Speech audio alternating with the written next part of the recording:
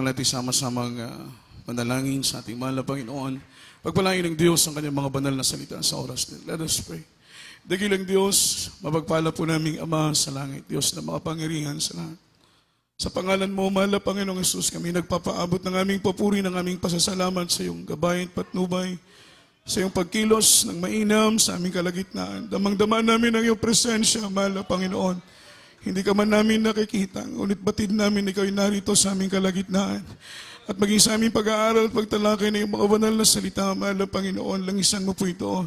Sa pangunang panalangin ng aming kagalang-galang na pastor, anoint thy words, there is Jesus. Revive each and every one of us in the mighty name of Jesus. Aming sinasaway lahat ng demonyong hadlang, gawat na lang ng kaaway.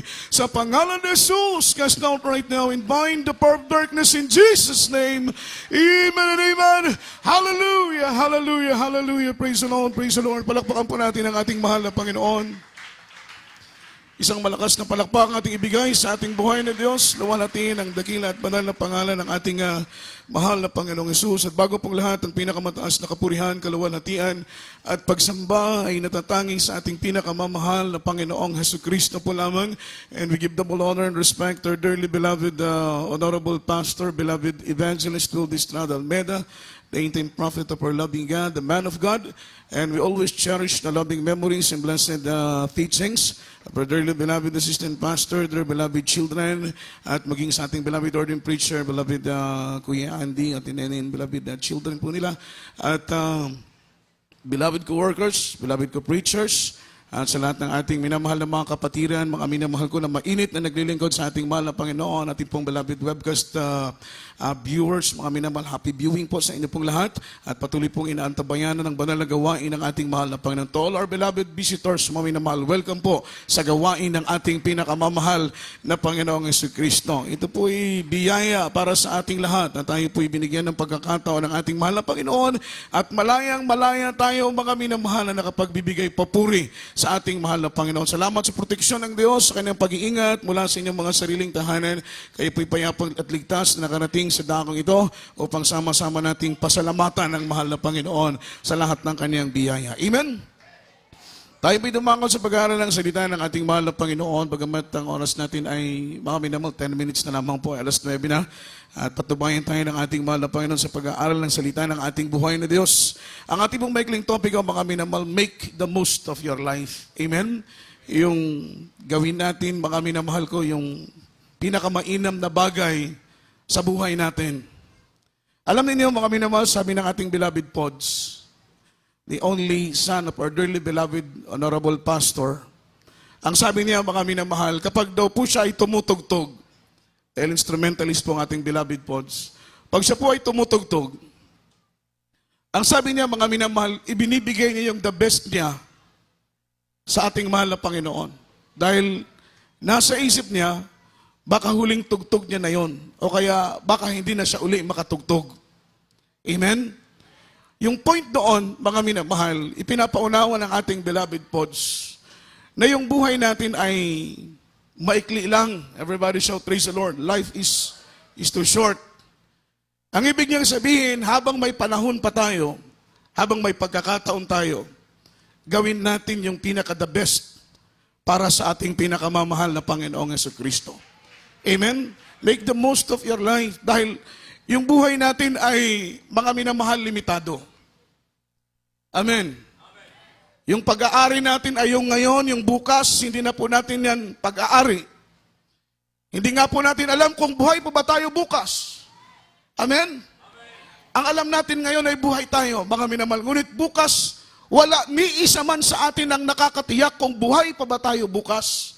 Yan po ang patunay na hindi natin pag-aari ang bukas. Ang pag-aari lang natin ay ngayon. Ngunit ang bukas, kapatid, ay hindi natin pag-aari. Tanging Diyos lang ang nakakaalam kung bibigyan pa ba ng dugtong ang buhay natin. Kaya nga po, every time na tayo po gigising sa umaga, mga minamahal, maging thankful po tayo na dinugtungan ng Diyos ang buhay natin upang ang buhay na ito ay maibigay natin ang papuri at luwalhati sa ating mahal na Panginoon. Every time na siya itutugtog, ibinibigay niya yung the best niya sa mahal na Panginoon dahil hindi niya alam kung makakatugtog pa ba uli siya. Diba? Ibig sabihin, napakahalaga ng buhay.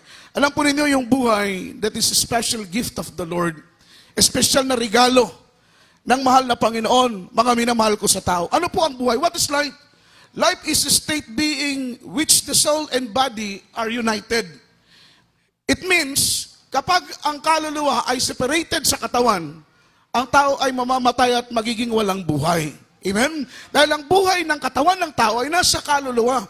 Mga minamalang sabi rito, it is a state being which the soul and body are united. Once the soul and body are united, mga minamahal, yan po yung tinatawag na buhay. Palakpakan po natin ang ating mahal na Panginoon. Kaya kapag ang kaluluwa ay humiwalay, mga minamahal ko sa katawan, ang tao ay mamamatay. Mga minamahal, walang silbi na yung kanyang katawan. Ilalagay sa kabaong, ibabaon, mga minamahal ko. Sa lupa, ito po'y mabubulok. Walang silbi ang katawan kapag ang kaluluwa ay, mga minamahal, hindi po united sa ating katawan. Everybody shout, praise the Lord. Alam niyo, mga minamahal, noong unang panahon, in ancient days, the life of mortal man endures for long duration of time. Yung buhay ng tao ay mahaba. Everybody shout, praise the Lord. Si Methuselah, isa pong mga minamahal Bible character, kasama po siya sa patriarka. Alam po ninyo in Genesis chapter 5, verse 27, yung kanyang edad ay 969. Just imagine, mga minamahal, the oldest man written in the Bible, pinakamahabang edad, mga minamahal, siya po'y umidad ng 969 years old. Si Adan, mga minamahal, in Genesis chapter 5, verse 5, ang kanyang edad ay 930. Amen. Everybody should praise the Lord. Si Seth naman, anak ni Adan, mga minamahal, ang kanyang edad ay umabot ng 912. Yan po'y written, mga minamahal, biblically, in Genesis chapter 5, verse 8. Si Noah naman, mga minamahal, ay umabot ng 950 years old. In Genesis chapter 9, verse 29. Tingnan po ninyo yung buhay nila, mga minamahal. Pero alam po ninyo, mga minamahal, itong mahabang buhay ng tao ay binigyan ng limitasyon ng Diyos. Yung 969 years old ni Methuselah, yung 930 na edad ni Adan, yung edad ni Seth na umabot ng 912, yung edad ni Noah na umabot ng 950 years old. Sabi ng Biblia, mga minamahal, in Genesis chapter 6, verse 3, basahin natin ang talatang ito, Genesis, ang kabanata ay 6. Kindly po ating beloved Bible reader, ang talata ay 3. Genesis kapitulo 6, versikulo 3. Amen? Yung buhay ng tao ay pinaikli ng Diyos. Ginawa ng mahal na Panginoon na 120 na lamang po, mga minamahal. Kaya magtaka tayo, mga minamahal, bakit wala nang umiidad ng masigit pa sa mga 120 years, mga minamahal? Kadalasan, naririnig natin, mga minamahal, napapanood natin sa YouTube, sa internet, mga minamahal, or sa TV, sa radyo, nababasa natin sa dyaryo, merong umiidad 105, 115. Pero yung lumalampas ng 120 ay wala na po dahil ang biblical sinabi ng mahal na Panginoon, hindi po natin pwedeng pasubalingan ang salita ng Diyos. Kaya po, mga minamahal, Genesis chapter 6, verse 3. Amen. Genesis, ang kabanata ay 6, ang talata ay 3. Kindly po, beloved Bible reader. Amen. Praise the Lord. Genesis Kapitulo 6, versikulo 3. Og mingon ang Ginoo, ang akong espiritu dili makiglalay sa gihapon sa tao. Kaya siya unod apan ang iyang mga adlaw magausa kagatos og kaluhaan katuig. Amen. Everybody shout praise the Lord. Alam po ninyo, at that time, at that moment, ang tao ay hindi na po, mga minamahal, lumampas pa sa edad na yan. Amen? Magtataka ka, bakit pinahintulutan ng mahal na Panginoon na magkaganon ang pangyayari na dapat sana ang tao ay mahaba ang buhay. Alam po ninyo, mga minamahal, in my own opinion, dahil hindi po yan written sa Bible, in my own opinion lamang po, mga minamahal, maaring hindi na pinahintulutan ng mahal na Panginoon na magkaroon pa ng mahabang buhay ang mga tao sa panahon nila Adan, mga minamahal, sapagkat yung buhay nila, lalong-lalo na yung mga masasamang tao, maliban kay Adan, maliban kay Noah, maliban kay Seth, maliban, mga minamahal ko, o sa mga tao na ating binasa kanina, dahil ang kanilang buhay ay ilinaan nila sa paglilingkod sa ating mahal na Panginoon. They walk with God. They walk with the Lord. Sila po'y lumakad na kasama ang ating pinakamamahal na Panginoon. Kaya sa paningin ng mahal na Panginoon, ang kanilang buhay ay hindi po nasayang. Palakpakan po natin ang ating buhay ni Diyos. Ang kanilang buhay ay naging kapakipakinabang sa harapan ng mahal na Panginoon dahil ang kanilang buhay ay ginamit nila sa paglilingkod sa ating pinakamamahal na Panginoon. Amen?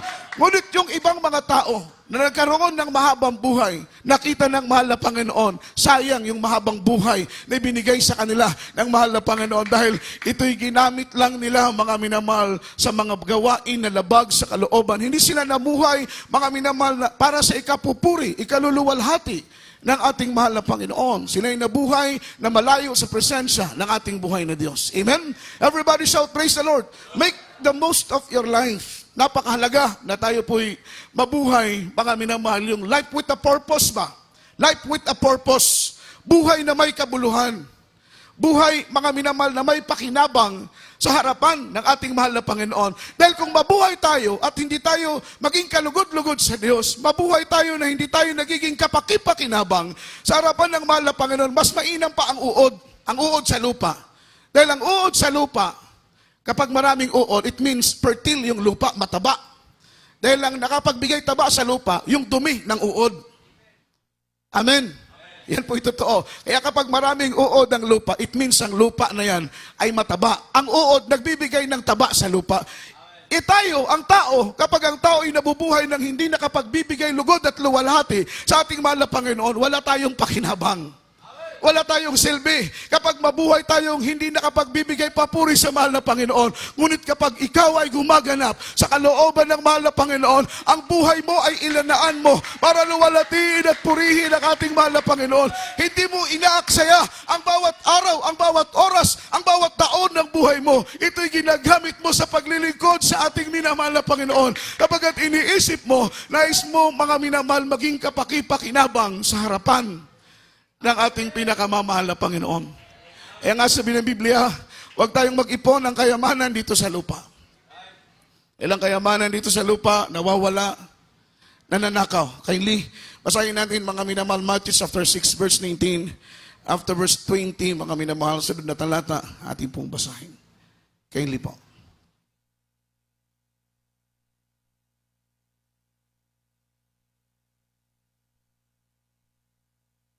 Kindly pong pakibilisan lang ng konti. 6, 19 to 20. Mateo Kapitulo 6, versikulo 19, paingon sa 20. Ayaw ko mo pagtigom o mga bahandi alang kaniyo din hisayuta. Idin ang tangkob o ang taya, makakakutkot, og diin ang mga kawatan, nagapangasaka, og nagapangawat. 20. Hinunua pagtigom kamog mga bahandi alang kaniyo dito sa langit. Diin walay tangkob ni taya, nga magakutkot, diin walay mga kawatan, nga nagbasaka, og magapangawat. Amen. Palakpakan po natin ang mahal na Panginoon. Sabi sa Tagalog, huwag kayong mga tipo ng kayamanan sa lupa, na dito'y sumisira ang tanga at ang kalawang, at dito'y naguhukay o nagsisipagnakaw ang mga magnanakaw. Kundi magtipon kayo ng mga kayamanan sa langit na do'y hindi sumisira, kahit ang mga tanga, kahit ang kalawang, at do'y hindi naguhukay at hindi nagsisipagnakaw ang mga magnanakaw. Palakpakan po natin ang ating pinakamamahal na Panginoon. Everybody shout, praise the Lord. We are spiritual investor, mga minamahal. Nag-i-invest tayo spiritually. Every time na tayo po'y mga minamahal, gumagawa para sa gawain ng mahal na Panginoon. Every time na tayo po'y gumagawa, mga minamahal, para sa ikaluluwalhati ng ating buhay na Diyos, nag-iipon tayo ng kayamanan doon sa langit. Tinitreasure ng Diyos. Everybody shout, praise the Lord. Tinitreasure ng mahal na Panginoon yung ating pagpapagal. Tinitreasure ng Diyos yung ating pagtulong sa gawain ng mahal na Panginoon. Tinitreasure ng Diyos, mga minamahal, yung bawat ginagawa natin sa gawain ng ating pinakamamahal na Panginoon. Sa tuwing tayo po'y gumagawa ng isang bagay para sa kapurihan ng mahal na Panginoon, ay mga minamahal, katumbas ito, nagpag-iipon natin ng kayamanan doon sa langit. Amen? Everybody shout, praise the Lord. Dahil ang kayamanan dito sa lupa, ito po'y lilipas at mawawala. Pagdating ng rapture, wala tayong madadala ni isa. Amen? Wala tayong madadala ni isa. Everybody shout, praise the Lord. Kung kunin ang mahal na Panginoon, ang buhay natin, na hiram natin sa Kanya, wala tayong madadala ni isa mang kayamanan. Ang tanging kayamanan na ating madadala at may pagmamalaki, ang kayamanang espiritual. Everybody shout, praise the Lord. Yung eternal riches, hindi po yung temporal riches, yung eternal riches. Yun po yung kayamanan na ating pong mga minamahal madadala, mga minamahal, hanggang doon sa kaluwalhatian ng ating pinakamamahal na Panginoong Hesukristo. Kaya tayo po'y nag-i-invest, mga minamahal, nag-iipon tayo ng kayamanan na hindi masisira. Nag-iipon tayo ng kayamanan na hindi lilipas, kayamanan hindi mawawala sa tuwing tayo po'y gumagawa sa gawain ng mahal na Panginoon. Amen? Ang gusto ng Diyos, gumawa tayo sa Kanyang banal na gawain ng may pag-ibig. Amen? Kahit ultimo, mga minamahal, pag-arrange lang ng upuan. Kapag mag-arrange ka ng upuan, bakit mo ginagawa ito? Mahal mo ang Diyos. Magwawalis ka lang, ordinaryong pagwawalis, mga minamahal. Bakit mo ito ginagawa? Dahil mahal mo ang ating mahal na Panginoon. Para sa gawain ng ating buhay na Diyos. Nagbibigay ka ng iyong ikapu at handog, mga minamahal, although na napakarami nating pangangailangan, napakarami nating mga gastusin sa ating mga personal na mga pangangailangan, ngunit inuuna natin ang pagbibigay sa gawain ng ating mahal na Panginoon dahil nananampalataya tayo na kapag makita ng Panginoon ang ating puso na tapat na gumaganap sa Kanyang kalooban, bubuksan ng Panginoon ng dungawan sa langit at ibubuhos ang saganang pagpapala na walang sapat na silid na kalalagyan dahil yun ay pangako ng mahal na Panginoon. Hindi tao ang nangako, mga minamahal. Ang Diyos ay nangako. Ang Diyos ang nangako. Si MacArthur nga nangako na I shall return. Dahil si MacArthur meron siyang word of honor. Meron siyang palabra de honor. Lalong-lalo na ang mahal na Panginoon. Kapag siya'y nangako, ang kanyang pangako ay tiyak na bagay, ito po'y kanyang gagawin. Kaya sa ordinaryong gawain lang, kapag gumagawa ka ng may pag-ibig, amen.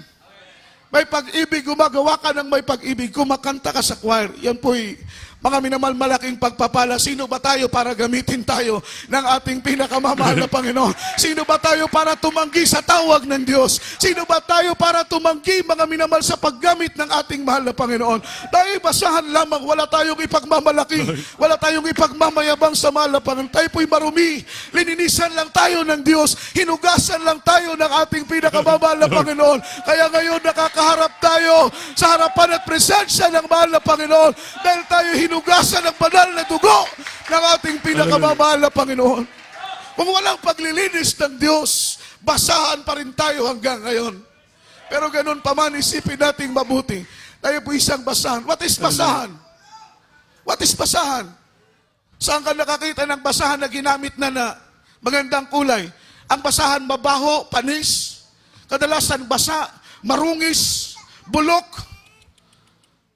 Diba? Amen. Ganoon tayo sa harapan ng ating pinakamamahal na Panginoon. Ni konti ay wala tayong karapatan para magmalaki sa harapan ng Diyos. Ano man ang taglay nating talento, ano man ang taglay nating karunungan, ano man ang taglay nating kaalaman, wala kang karapatan na magmalaki sa mahal na Panginoon. Dahil kapag ikaw ay magmayabang, ikaw ay magmataas, ibababa ka ng mahal na Panginoon. Ano mang mayroon sa iyo, ay kukunin yan ng Diyos, mga minamahal. Ngunit kapag patuloy kang lumalakad ng may pagpapakumbaba, ang karunungan mo, ang kaalaman mo ay patuloy na palalaguin ng Diyos upang ikaw ay lubos na maging kapakipakinabang sa Kanyang banal na gawain. Pinagpala tayo dito sa Cagayan de Oro dahil busy tayo spiritually. Amen. Mga crusade, mga minamahal, anniversary crusade. Araw-araw dito sa Pastoral House, revive kami, mga minamahal.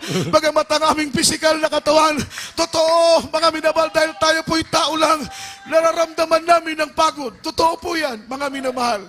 Nararamdaman namin yung pananakit ng aming paa. Pananakit ng aming tuhod, siguro sign of aging na ito. Tanda na, medyo tumatanda na po tayo, mga minamahal.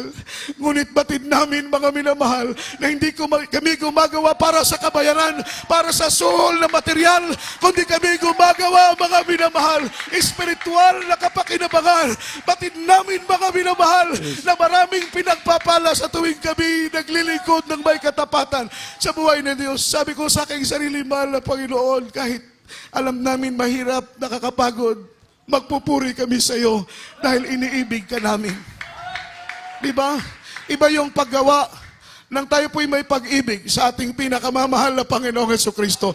Napakahalaga, mga minamahal, nagagawa tayo ng may pag-ibig sa ating mahal na Panginoon. Tutugtog tayo, hawak tayo ng gitara, hawak tayo ng instrumento. Sa bawat pagpalo, sa bawat pagkaskas natin ng gitara, ginagawa natin yun dahil umiibig tayo sa ating pinakamamahal na Panginoon.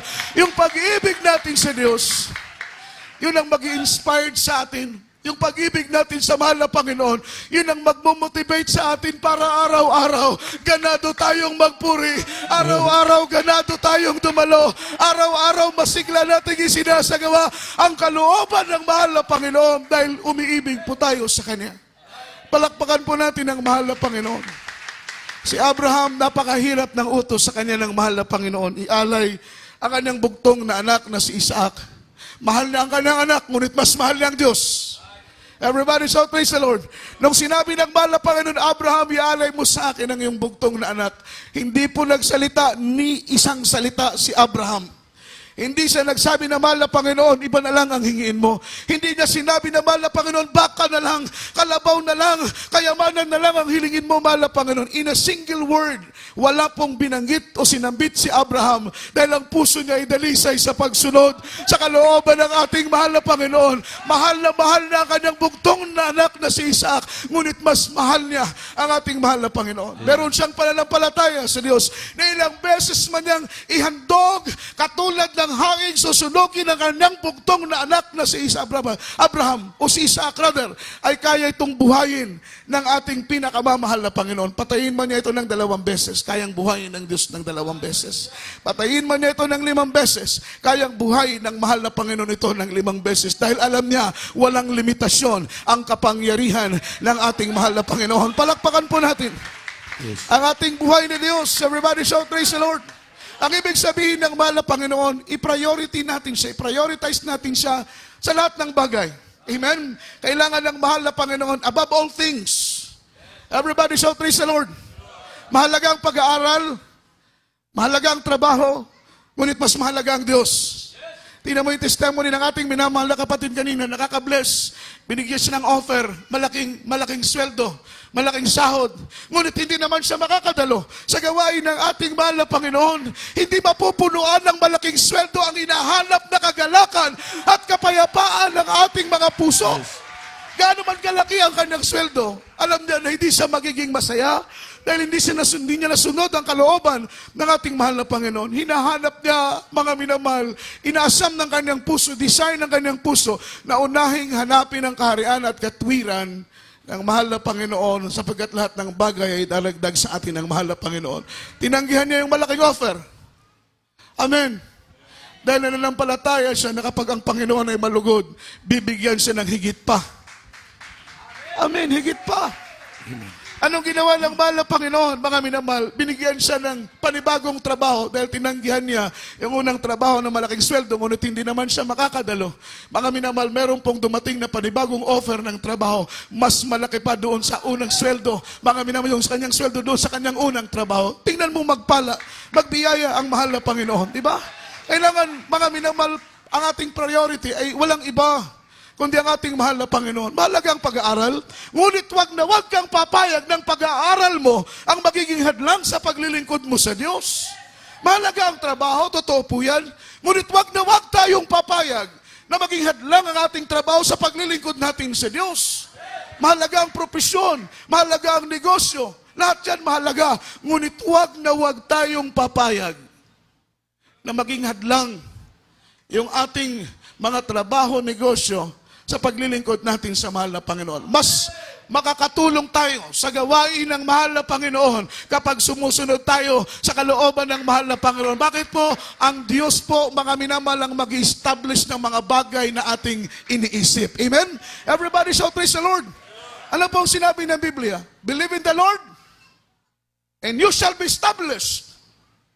Pag manampalataya ka daw sa mahal na Panginoon, sabi ng Biblia, tatatag ka. Ibig sabihin, maraming pagsubok, maraming problema, maraming kahirapan, maraming conflict na dumarating sa buhay mo, mga disappointment, mga minamahal. Ngunit mananatili kang nakatayong matatag pagkat ang Panginoon ang magbibigay tibay at kalakasan sa iyong pananampalataya. Believe in the Lord, you shall be established. Amen. Hindi ka matitinag. Everybody shout, praise the Lord. Believe in His prophet and you shall be prosper. Establish and prosperity, mga minamahal. Magiging matatag ka. And then, sasagana ka sa lahat ng bagay kapag manampalataya ka sa mahal na Panginoon at maniwala ka sa sinasabi ng propeta ng ating mahal na Panginoon. Pinagpala tayo dahil sa bansa ng Pilipinas ay meron tayong propeta na araw at gabing nananalangin. Ito po ang dahilan bakit tinatamasa natin ng mga pagpapalang ito dahil may taong nananalangin, may taong lumuluhod, mga minamahal ko, para sa atin. Kaya tayo po tinawag ng mahal na Panginoon with a purpose. Para maging kapakipakinabang tayo sa gawain ng mahal na Panginoon. Kailangan natin mahalin ang iglesia ng Diyos. Ang gawain ng mahal na Panginoon. Sabi ng Biblia, Jesus Christ give life to the church. Ang mahal na Panginoon, nagbigay buhay sa kanyang iglesia. Maraming iglesia sa ating palibot, ngunit ang kanilang pagsambat, paglilingkod ay walang kabuhay-buhay. Dahil wala si Kristo, mga minamahal, na kumikilos sa kanilang kalagitnaan. Kakaiba sa totoong gawain ng ating pinakamamahal na Panginoon. Dahil narito ang Diyos na nagbibigay ng buhay, kaya't ramdam po natin ang pagkilos ng buhay na Diyos. Mga minamahal sa ating kalagitnaan, bagay sa ating mga pribadong buhay ay kumikilos ang kapangyarihan ng mahal na Panginoon. Amen? Jesus Christ loved the church. Iniibig ng mahal na Panginoon ang kanyang iglesia. That's why He offered His life for the church because He loved the church. Kanyang minamahal ang iglesia. Kaya ibinigay niya ang kanyang buhay para sa iglesia. We are belonging the church. Everybody shout, praise the Lord. Pag naroon tayo sa ating mga tahanan, ang tawag sa atin ay templo. Pero once na tayo po ay narito sa fellowship, assembly, meron tayong gathering, ang tawag sa atin ay church. Palakpakan po natin ang mahal na Panginoon. Amen. Everybody shout, praise the Lord.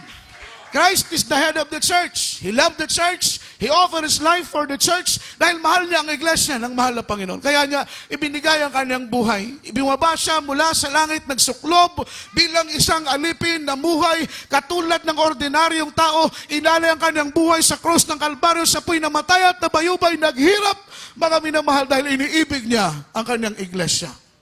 Christ is the head of the church. Siya ang ulo ng iglesia. Amen? Amen. In church is the body of Christ and we are the particular member of the church. Tayo po'y kabahagi ng iglesia ng mahal na Panginoon. Dapat nating mahalin ang iglesia dahil kung walang gawain ng mahal na Panginoon, nasaan kaya tayo ngayon? Maring ang iba sa atin ay patay na po tayo dahil sa matinding karamdaman, matinding problema. Maring iba sa atin nakaratay pa rin sa banig. Maring iba sa atin ay nasa kulungan na po, mga minamahal. Maring iba sa atin ay mga tunaw na agnas ng ating katawan doon sa sementeryo. Maring ang iba sa atin hanggang ngayon ay punong-puno pa rin tayo ng problema at kahirapan. Ngunit dahil sa gawain ng ating pinakamamahal na Panginoon, ilalim, mga minamahal sa ministeryong ito, dahil sa gawain ng mahal na Panginoon, tayo po'y nakadalo. Ang iba sa atin, mga radio listeners, mga televiewers, bunga ng krusada, bunga ng Bible study, ngunit inipon tayo, pinagbuklod tayo ng mahal na Panginoon sa kanyang banal na gawain, mga minamahal. Nararapat lang na mahalin natin ang iglesia ng Diyos. Support the church. Everybody shout, praise the Lord. Moral support, financial support, spiritual support. Alam niyo mga minamahal, hindi naman hinihintay ng mahal na Panginoon yung mga bagay na hindi mo kayang ibigay. Dahil alam ng Diyos yung load limit mo. Alam ng Panginoon yung kakayahan mo. Alam ng Panginoon yung potential mo. Alam ng Diyos kung anong pwede mong maibigay sa Kanya. Hindi naghihintay ang mahal na Panginoon ng maibibigay mo na hindi mo naman kaya. Yung in-expect lang ng Diyos, yung kaya mong ibigay. Everybody shout, praise the Lord. Yung kaya mo lang ibigay. Halimbawa, mga minamahal, busy ka sa trabaho. Dahil hindi mo pwedeng maiwan ang negosyo mo, mga minamahal. Di magbigay ka na lang financially para makatulong tayo sa mga gastusin ng iglesia. Wala kang perang maibigay. Moral support, tumulong ka, pagbigay ng leaflets, pagkabit ng mga streamer, mga minamahal, pag-sounding, ano mang may contribute mo. Materially things, mga minamahal, pwede ka makapag-contribute sa gawain ng mahal na Panginoon, sapagkat sabi ng Biblia, anumang pagpapagal na ating ginagawa para sa gawain ng mahal na Panginoon, kailanman ay hindi ito kalilimutan ng mahal na Panginoon. Our labor are not in vain in the Lord, mga minamahal. Yung ating pagpapagal para sa gawain ng mahal na Panginoon ay hindi po ito sasayangin ng ating buhay na Diyos, mga minamahal. Last verse po, basahin natin 1 Corinthians chapter 15, verse 58. Ito po yung huling talata na po, mga minamahal, at tayo po iaawit ng sa ating mahal na Panginoon. 1 Corinthians chapter 15, verse 58.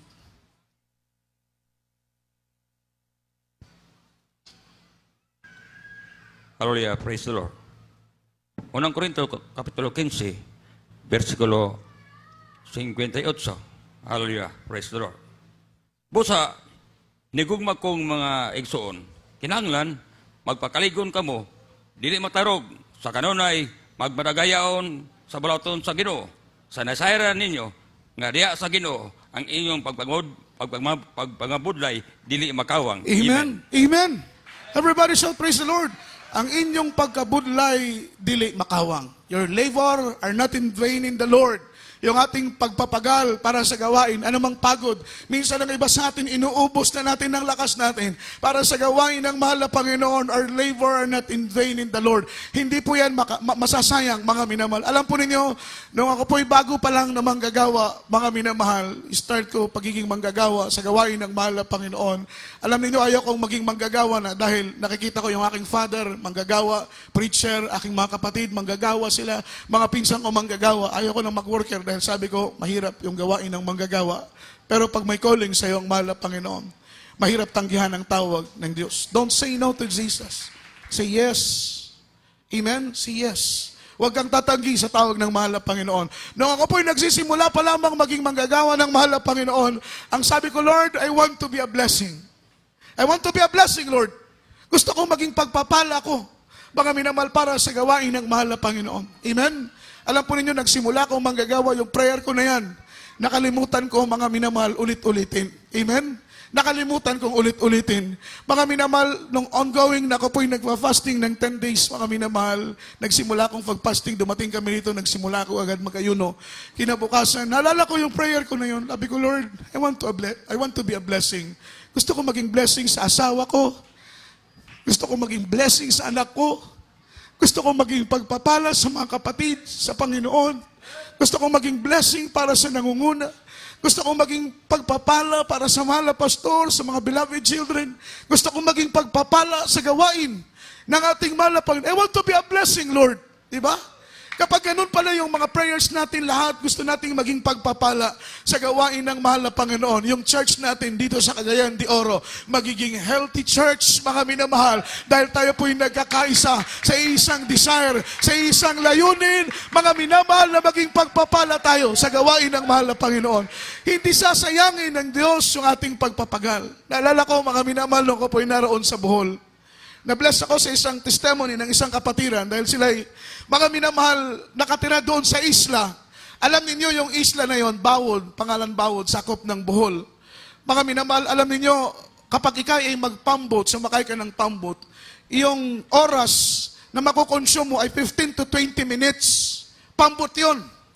Amen. Pero start pa daw nung sila'y naglilingkod doon sa mahal na Panginoon, wala pa pong gawain sa kanilang lugar. Nakilala nilang mahal na Panginoon. Isang pamilya sila.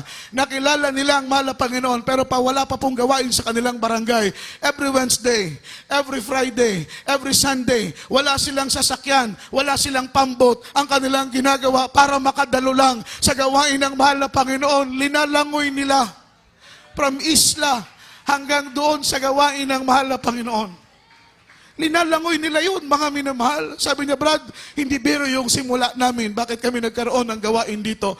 Lumalangoy kami Wednesday. Dadalo sila, lalangoy. Basta, pagdating doon magbibihis, dadalo pag-uwi, huhubarin yung kanilang pagsamba. Mga minamahal, magsusuot na naman ng basa. Lalangoy pa uwi, mga minamahal. Minsan gabi na. Pagdating ng Biyernes, ganon ang kanilang gagawin. Pagdating ng Linggo, mga minamahal, ganon ang kanilang gagawin. Nakikita ng mahal na Panginoon yung kanilang sakripisyo.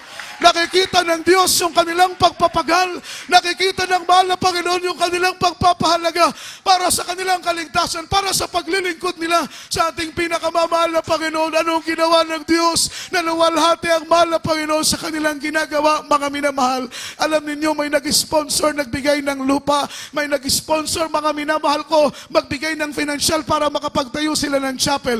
Pinagpala sila ng mahal na Panginoon. Ngayon, malapit na yung kanilang pagsamba. Hindi na nila kailangang lumangoy pa, mga minamahal. Ganoon kabuti ang mahal na Panginoon. Kapag nakikita ng Diyos na tayo po'y nagpapagal para sa kanyang banal na gawain, palakpakan natin ang Yes, ating mahal na hallelujah. Panginoon. Isang testimony pa, mga minamahal, isang kapatiran natin sa dako ng Payatas, Smoky Mountain, mga minamahal. Nung doon nagkrusada, nakalimutan ko po anong taon yon, nagkrusada, mga minamahal, nung kanilang bahay ay nasa gilid ng basurahan. Tinawag na Smoky Mountain dahil bundok ng basura. Alam po ninyo ang kanilang bahay, tagpi-tagpi na plywood, sako, yung kanilang bubong, tagpi-tagpi din po, mga minamahal. Halos wala silang makain. Yung kanilang mga gamit, kanilang plato, kutsara, halos pinulot nila sa basurahan. Kapag may mapulot silang pagkain galing sa basura na pwede pa nilang makain, ito'y kanilang mga minamahal, linuluto, kinakain. Ganon, katindi yung kanilang kahirapan, mga minamahal. Ngunit ganon pa man tuwing araw ng Miyerkules, Biyernes, Linggo, sila po'y nagsusumikap makadalo sa gawain ng mahal na Panginoon. Kinakausap ang driver ng sasakyan, ang konduktor, mga minamahal ko ng sasakyan, kinakausap, nakikiusap sila na pasakayin para lamang makadalo. Minsan pinapasakay sila, ngunit minsan naman ay hindi. Naglalakad sila ilang kilometro, bitbit ang kanyang anak, mga minamahal, makadalo sa gawain ng ating pinakamamahal na Panginoong Jesucristo. Ganon kahirap.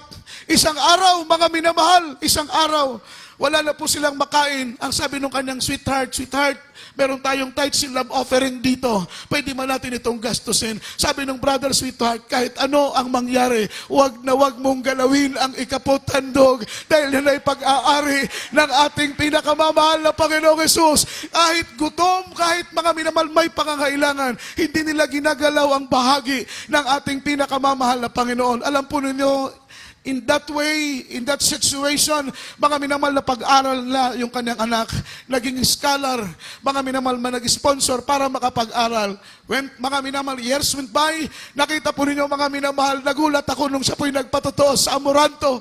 Blessed na blessed ako sa kanyang patotoo dahil yung kanyang 3 anak sa kabila ng kanilang matinding kahirapan, mga minamahal, na pag-aral ito, nakapunta sa ibang bansa, nakapag-asawa sa ibang bansa, mga minamahal.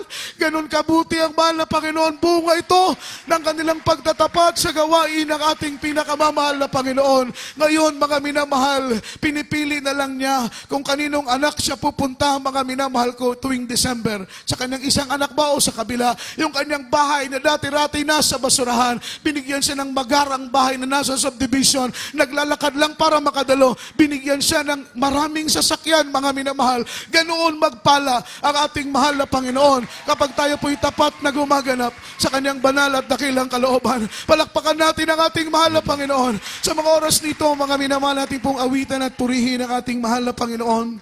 Luwalatiin natin ang kanyang dakila at banal na pangalan. Make the Hallelujah, most of your life. Awitan natin ang mahal na Panginoon, mga minamahal. Panginoon, minamahal kita. Yes, hallelujah.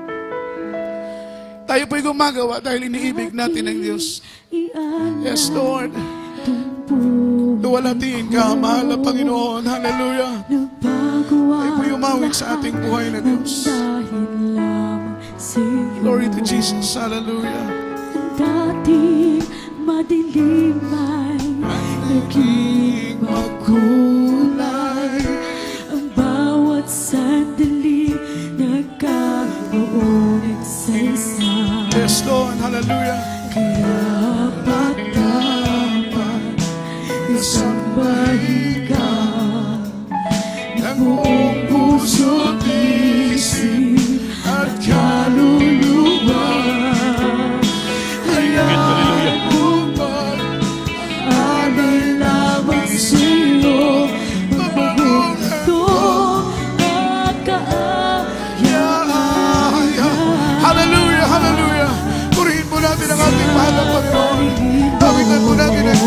Jesus, praise Jesus. Sa sa'yo, ano bang kalagayan ng puso? Nagagalak man, nagsisipayo. Yes, Lord, hallelujah. Ako'y magpupuri sa'yo.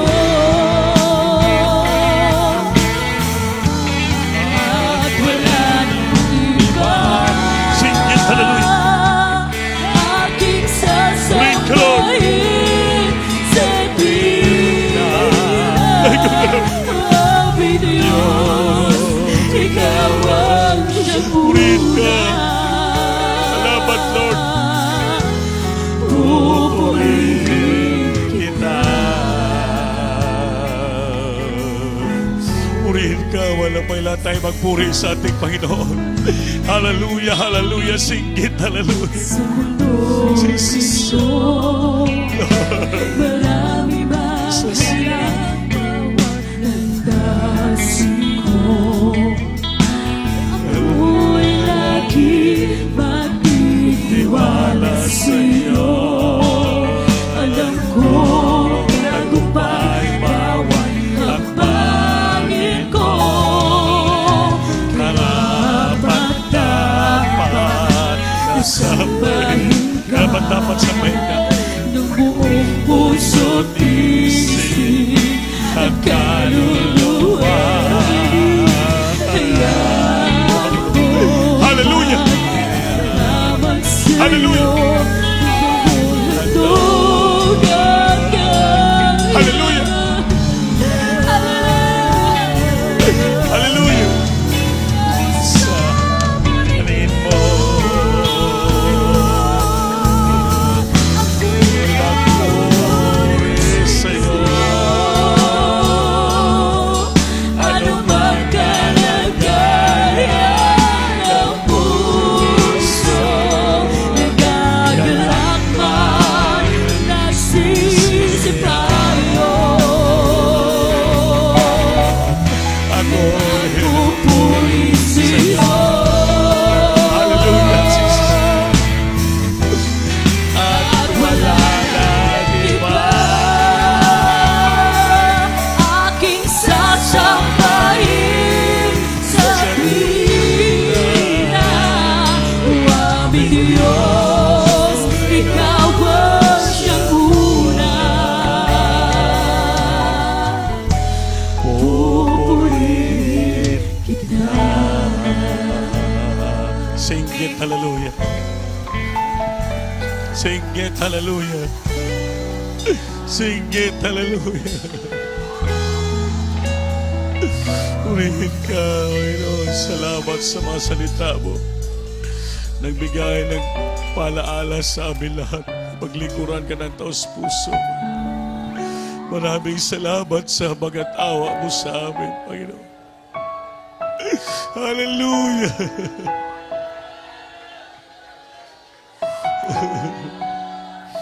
Kaya mga minamahal, manalangin tayo sa Diyos. Gagawa po tayong pinakanabis sa ating Panginoon. Ngayon sa mga panahong ito, gagawa tayo ng the best na bagay sa Diyos. Magpagamit tayo sa Ginoo na may pagmamahal. Gawin nating lahat what is the best things that we do for the church para sa Panginoon. Bukas ang ating puso na tutulong sa gawain ng Diyos magsagawa. Manalangin tayo, sabihin natin sa Panginoon, Lord, make me a blessing for the church.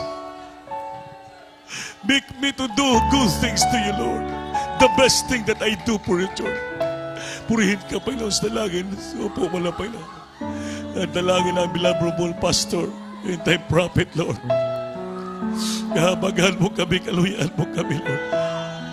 Turuan mo kami. Na kami pa'y magamit mo at gagawa kami ng mabuti para sa iyo. The best namin gawin para sa iyong gawain, Panginoon. Pagpalain mo kami ng lubusan sa matirapisan na bagay upang kami, Diyos, maglingkod ng lubusan sa iyo. Magamit mo kami sa gawain, Lord. Pagpalain mo ng lubusan, Panginoon.